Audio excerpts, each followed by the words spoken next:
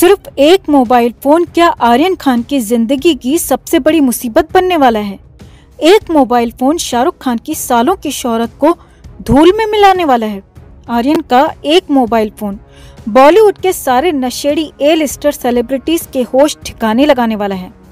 आर्यन का मोबाइल जो इस समय एनसीबी के कब्जे में है और जिसके अंदर से एक एक करके कई बड़े राज बाहर आ रहे हैं। मोबाइल में छुपे इन्हीं राजों के चलते आर्यन खान के वकील सतीश मान शिंदे लाखों की फीस लेकर भी अपने क्लाइंट की जमानत नहीं करवा पाए। दोस्तों, सतीश मान शिंदे बेसिर पैर की दलीलें देते रहे क्योंकि वो भी जानते थे कि एनसीबी के कब्जे में आर्यन का जो मोबाइल है वो क्रूज पर मिली ड्रग से कहीं ज्यादा खतरनाक साबित हो सकता है। आखिर क्यों एनसीबी आर्यन की रिमांड मांगने पर अड़ी हुई थी?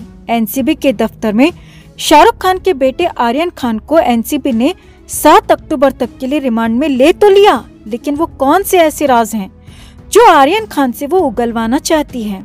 जिस आर्यन खान के पास से उनके वकील के मुताबिक ड्रग बरामद ही नहीं हुई, जो सिर्फ पार्टी में सेलिब्रिटी गेस्ट बनकर पहुंचा था, उसकी जमानत में क्या है वो बड़ी अड़चन जिसने शाहरुख की नींद तक उड़ा दी है, जिसने बॉलीवुड के सारे ए लिस्टर नशेड़ियों को इन दिनों चौकन्ना कर दिया है? इन सवालों का जवाब आपको बता देगा कि क्यों 1 साल से एनसीबी के धड़ाधड़ एक्शन में होने के बाद भी बॉलीवुड में ड्रग्स का कारोबार धड़ल्ले से चल रहा है। क्यों किसी बड़े सेलिब्रिटी को ड्रग्स मामले में पकड़े जाने का कोई डर नहीं है? इसके लिए आपको आर्यन खान की गिरफ्तारी की पूरी प्रक्रिया पर एक बार और नजर डालनी होगी। एनसीबी ने साफ कहा है कि वो पिछले 1 हफ्ते से इस क्रूज पार्टी की तैयारियों पर नजर रखे हुए था, जिसकी टिकट 80,000 से 1.5 लाख रुपए तक थी। एनसीबी को पता था कि इसमें आर्यन खान शामिल होने वाला है। एनसीबी को ये भी अच्छी तरह से पता था कि ये पार्टी रईसजादों के यंग बिगड़ैल बच्चों की पार्टी है और उनके निशाने पर आर्यन खान और नशेड़ी रईसजादों की औलादें ही थीं। शाहरुख खान जैसे रसूखदार आदमी के बेटे पर हाथ डालने से पहले एनसीबी ने कितनी तैयारी की होगी, इसका आप अंदाजा भी नहीं लगा सकते। दोस्तों, ड्रग मुक्त बॉलीवुड का लक्ष्य लेकर चल रहे एनसीबी के जोनल डायरेक्टर समीर वानखेड़े पिछले साल भर से यानी सुशांत सिंह राजपूत की मौत के बाद से ड्रग एंगल की जांच कर रहे हैं। उन्होंने अपनी 22 लोगों की टीम क्रूज पर ट्रेवलर बनाकर भेजी थी, जहां आर्यन खान और उसका बचपन का दोस्त अरबाज मर्चेंट अपने बाकी दोस्तों के साथ पहुंच चुके थे और जैसे ही पार्टी शुरू हुई इन्हें दबोच लिया गया। आपको याद होगा कि आर्यन के वकील सतीश मान शिंदे ने कहा था कि आर्यन खान क्रूज पर ड्रग्स क्यों बेचेंगे, वो चाहे तो पूरा क्रूज खरीद सकते हैं। तो फिर एनसीबी की हिरासत में आते ही क्रूज खरीदने की हैसियत रखने वाले आर्यन खान अपने पापा शाहरुख खान को फौरन फोन भी तो कर सकते थे। शाहरुख जो अवार्ड खरीदने से लेकर मीडिया हाउस पत्रकारों को खरीदने की बातें तक कर चुके हैं, वो अपने बेटे को क्रूज से ही वापस अपने घर पर ला सकते थे बिना किसी को कोई खबर पता लगे। ये सच है कि शाहरुख खान इतने ताकतवर हैं कि वो एक फोन करते तो शायद मामला वहीं रफा दफा हो जाता और आर्यन का नाम तक इस मामले में नहीं आता। लेकिन समीर वानखेड़े ने पूरा प्लान इन संभावनाओं और अड़चनों को ध्यान में रखकर बनाया था। दोस्तों, रेड के दौरान समीर वानखेड़े और उनके 22 अफसरों के फोन स्विच ऑफ रखे गए थे, जिससे किसी भी ऐसे कॉल को रिसीव ही न करना पड़े जो आर्यन खान को छोड़ने का प्रेशर बनाए। आर्यन और उसके साथ पकड़े गए बाकी लोगों के मोबाइल और सामान भी फौरन जब्त कर लिए गए और उन्हें किसी से बात करने की इजाजत नहीं दी गई। इसीलिए आर्यन किसी को कॉल नहीं कर पाया और शाहरुख खान किसी से कॉल करवा नहीं पाए। हिरासत में लेने के बाद बड़ी तेजी से कार्रवाई करते हुए इन सभी का मेडिकल करवाया गया, जिससे ड्रग्स लेने की पुष्टि की रिपोर्ट तैयार करके गिरफ्तारी की जा सके और मामला अदालत तक पहुंचाने की पूरी तैयारी हो जाए, क्योंकि एक बार मामला अदालत पहुंचा तो एनसीबी पर केस न दर्ज करने का कोई दबाव नहीं बनता, मामला क्योंकि अदालत के पाले में चला जाता। अब सवाल ये है कि आर्यन खान को गिरफ्तार करने के पीछे एनसीबी का मकसद क्या था, क्योंकि जहां देश भर में रोज किलो के भाव में ड्रग पकड़ी जा रही है करोड़ों करोड़ों रुपए की, वहाँ स्टार किड्स और कुछ रईसजादों के पास कुछ ग्राम पकड़कर एनसीबी क्या हासिल कर लेगी। तो आपको बताते हैं दोस्तों कि एनसीबी क्या हासिल कर रही है। आर्यन खान का मोबाइल फोन और उसमें मिली जानकारी की जांच के आधार पर ही अदालत ने एनसीबी को आर्यन खान की कस्टडी दी। एनसीबी ने दावा किया था कि आर्यन के मोबाइल में कई आपत्तिजनक सामग्री मिली है। ऐसे कई लिंक्स मिले हैं जो ड्रग कनेक्शन दिखाते हैं। साथ ही एनसीबी ने आर्यन के फोन से कुछ कोड्स मिलने की बातें भी कोर्ट में कही थी, जिसकी जांच उसने बेहद जरूरी बताई थी। और यही कोड्स आरोपियों और ड्रग से कनेक्शन की कड़ी बन रहे हैं। अब पता लगाया जा रहा है कि इन लोगों के पास ड्रग कहां से आती है, कैसे आती है और सुरक्षा जांच एजेंसियों की कौन सी कमी का ये लोग फायदा उठाते हैं। ऐसी कई बातों का अब धीरे धीरे खुलासा हो रहा है। एनसीबी के मुताबिक सोशल मीडिया को दुनिया मानने वाली इस जनरेशन के लिए WhatsApp chat, Instagram, Telegram, social media के दूसरे माध्यम इन दिनों ड्रग का सौदा करने के बड़े प्लेटफॉर्म्स बनते जा रहे हैं। साथ ही सुरक्षा की नजर से बचने के लिए डार्क वेब का इस्तेमाल किया जा रहा है।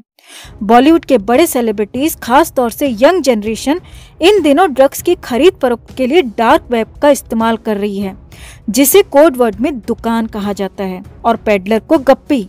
नशा करने वाले इसे ऑनियन राउटिंग कहते हैं, जहां ड्रग को खरीद कर और ग्राहक तक पहुंचाने की एक पुख्ता डील होती है और बिना किसी जांच एजेंसी के रडार पर आए ये माल आसानी से पहुंचा दिया जाता है। यानी एनसीबी पेडलर को पकड़कर माल तो जब्त कर लेती है, लेकिन डीलिंग कहां और कैसे हुई इस तक पहुंचना मुश्किल हो जाता है।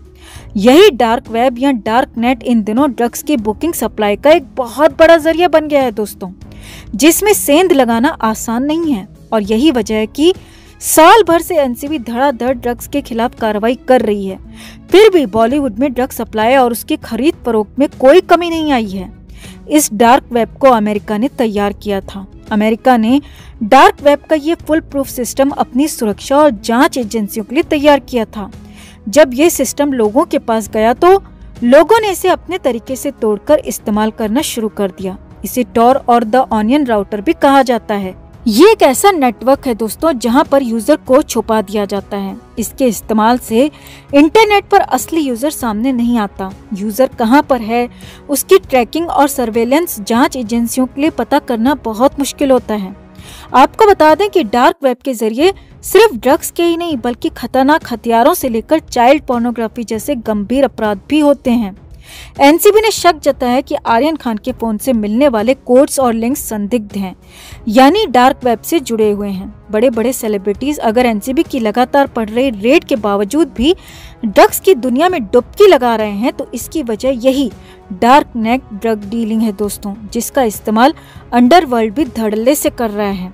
एनसीबी के लिए इसी जाल को तोड़ना इस समय सबसे बड़ी चुनौती है और यही वजह है कि शाहरुख खान के बेटे को एनसीबी ने गिरफ्तार किया, तो पूरी रिसर्च और तैयारी के साथ। और इसीलिए जब पूछताछ के दौरान आर्यन खान से एनसीबी ने पेडलर के बारे में पूछा तो वो ठीक से कुछ बता ही नहीं पाया। अगर एनसीबी साबित कर देती है कि आर्यन खान ने डार्क वेब के जरिए खरीद फरोख्त की है, तो ये आर्यन खान के लिए एक बहुत बड़ी मुसीबत बन जाएगा। अब सवाल ये है कि क्या शाहरुख खान को आर्यन खान की इस हरकत के बारे में पता है? तो खबरें आ रही हैं कि शाहरुख खान और गौरी को ये तो पता था कि उनका बेटा ड्रग्स लेता है, लेकिन डार्क वेब से डीलिंग के बारे में उन्हें जानकारी है या नहीं, इस बारे में पता लगाया जा रहा है। वैसे आपको बता दें दोस्तों कि एनसीबी से पूछताछ में आर्यन ने ये भी बताया है कि उनके पापा काफी बिजी रहते हैं और कई बार तो उन्हें अपने पापा से मिलने के लिए उनकी मैनेजर पूजा से अपॉइंटमेंट लेना पड़ता है, जिसका उन पर असर पड़ता है। इसी के बाद से लोग शाहरुख खान की पेरेंटिंग पर भी सवाल उठाने लगे हैं।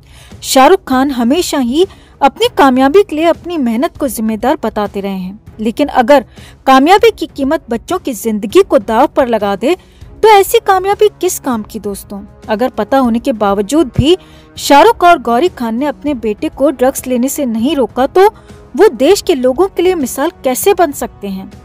फिलहाल आर्यन खान के क्रूज केस के चलते शाहरुख खान की 30 साल की मेहनत, शोहरत और इमेज दांव पर लग चुकी है।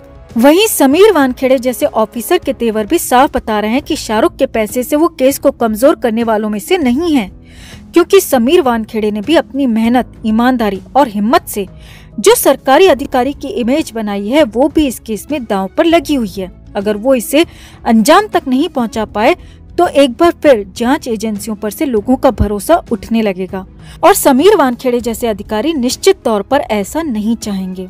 तो इस खबर को लेकर आपकी क्या राय है? अपनी राय कमेंट में जरूर रखें और वीडियो को लाइक और शेयर कर अपना प्यार और सपोर्ट भी जरूर दिखाएं।